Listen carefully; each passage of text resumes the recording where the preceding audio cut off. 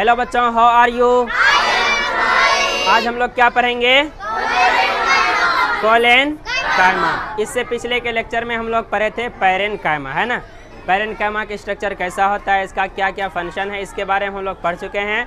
आज पढ़ेंगे कोलेनकाइमा क्या होता है, कहाँ मौजूद होता है और इसका क्या क्या फंक्शन प्लांट में होता है।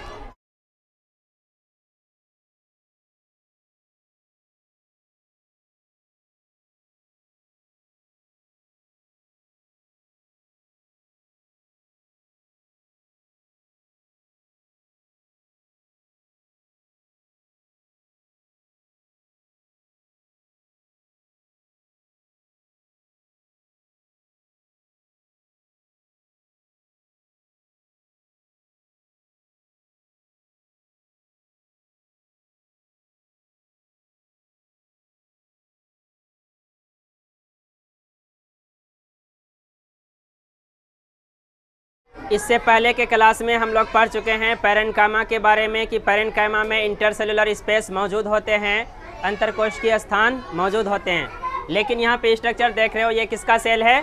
कोलेनकाइमा का। इसमें कोई अंतरकोशिकीय स्थान है? नहीं है। दो सेल के बीच में कोई भी स्थान मौजूद नहीं है इसमें, यानी कि इंटरसेलुलर स्पेस एब्सेंट है।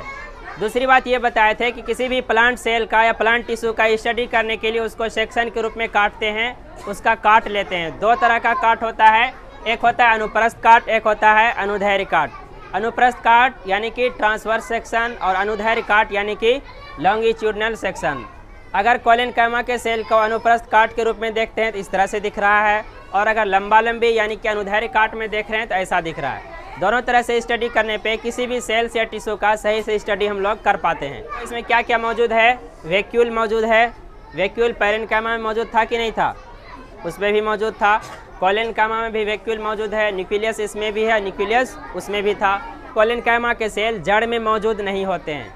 कोलेनकाइमा का सेल जड़ में मौजूद नहीं होता है, या पत्तियों के जड़ में, पत्तियों में, डंठल में मौजूद होते हैं। अब बात करते हैं इसका फंक्शन। पहला फंक्शन अभी तुरंत बताया कि यह पौधों को मैकेनिकल सपोर्ट या यांत्रिक सहायता देगा। दूसरा फंक्शन ये है कि ये जो है, जहाँ पे अगर क्लोरोफिल मौजूद होगा पौधे के जिस उत्तक में, अगर कोलेनकाइमा के सेल में क्लोरोफिल मौजूद होगा, कोलेनकाइमा में क्लोरोफिल सेल की मौजूदगी होने के कारण ये पौधों को भोजन बनाने में भी क्या करेगा? मदद करेगा। क्योंकि पौधे किसके ज़रिए भोजन बनाते हैं? क्लोरोफिल के ज़रिए। क्लोरोफिल अगर मौजूद रहेगा तभी प्रकाश की उपस्थिति में फोटोसिंथेसिस की प्रक्रिया होगी, उसके ज़रिए पौधे क्या करेंगे? भोजन बनाएंगे। लेकिन इसका कोशिका भित्ति होगा सेल्यूलोज या हेमी सेल्यूलोज एवं पेक्टिन की बनी होती है। लेकिन नारियल के कोशिकाओं में जो कोशिका भित्ति मौजूद होता है वो किसकी बनी होती है? लिग्निन एवं पेक्टिन की। कोलेनकाइमा की मौजूदगी के कारण पौधे की ठलियाँ या पत्ते कैसे होते हैं? लचीले होते हैं। क्यों लचीला होगा? क्योंकि इसकी जो कोशिका भित्ति है, इसकी जो सेल वाल है, वो हेमी सेल्यूलोज की बनी होती है। किसकी बनी होती है? वो हेमी सेल्यूलोज वगैरह की बनी होती है। इसी के कारण ये क्या प्रोवाइड करते हैं? फ्लेक्सिबिलिटी या लचीलापन प्रोवाइड करते हैं। इसी की मौजूदगी के कारण पौधे की पत्तियाँ या टहनियाँ लचीले होते हैं, बिना टूटे पौधों को लचीलापन प्रोवाइड कराता है। लेकिन इसके बरखिलाफ़ तुम नारियल को देख लो, ये सब क्या होता है? मजबूत होता है ना जी। क्यों मजबूत होता है? क्योंकि उसके सेल वाल में पेक्टिन और लिग्निन होती है। क्या होती है? लिग्निन नामक एक रसायन है जिसकी मौजूदगी के कारण उसके सेल वाल बहुत ही ज़्यादा कठोर होते हैं। कैसे होते हैं? कठोर होते हैं। लेकिन कोलेनकाइमा वैसा नहीं है, ये हेमी सेल्यूलोज का बना है जो कि चिपचिपा पदार्थ है, फ्लेक्सिबिलिटी है, लचीलापन है। इसीलिए जहाँ पे ये मौजूद होगा लचीला होगा, जहाँ पे लिग्निन मौजूद होगा वो क्या होगा? कठोर होगा।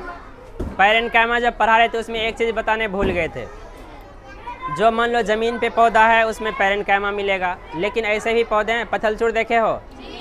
कहाँ मिलते हैं वो? पानी में। उसमें जो पैरेनकाइमल सेल होते हैं उसमें एयर कैविटी मौजूद होती है, कहते हैं हवा का छोटा छोटा पाउच मिलेगा, उसे कहते हैं एरेनकाइमा। क्या कह देंगे?